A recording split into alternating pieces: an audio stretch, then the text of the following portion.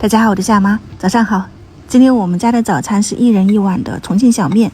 都说想要吃拌面条，我是特意昨天去买了一点这种碱面啊，就新鲜的面条，先把火烧起来。其实煮面条是很快速的，那边再烧开水，我们这边来炒一个肉酱。砂锅你先提前给它烧热，然后倒入一点食用油，再把这个肉末放进去。而且这个肉末我是搅了2遍的，就尽量给它搅细一点。就锅热了以后，你放进去它都不粘锅的啊，甭管是什么不锈钢锅，像这种砂锅也好，铁锅、铸铁锅都是这个做法。我是直接用筷子给它搅碎，就搅了2遍的肉末，它是很细的，不会炒出来是那种疙瘩疙瘩的。把水分炒干，有油滋出来的时候就放一点葱姜，然后我买了一点这种大酱，挤上一点进去，没有你就用一点什么甜面酱啊、黄豆酱都可以。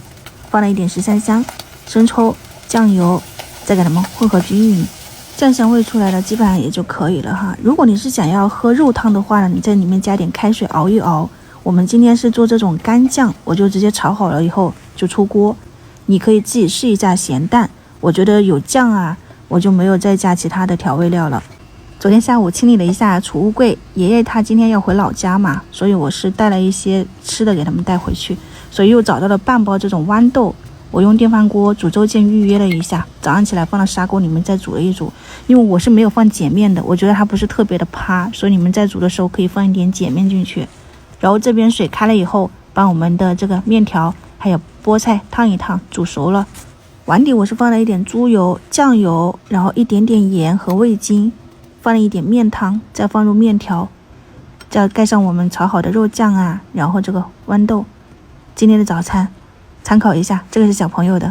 大人吃的话呢，你可以淋上一点辣椒红油、花椒面、花椒油，或者是13香，再撒上这个面汤，浇上那个面条，是不是看起来味道就稍微的好吃很多哈？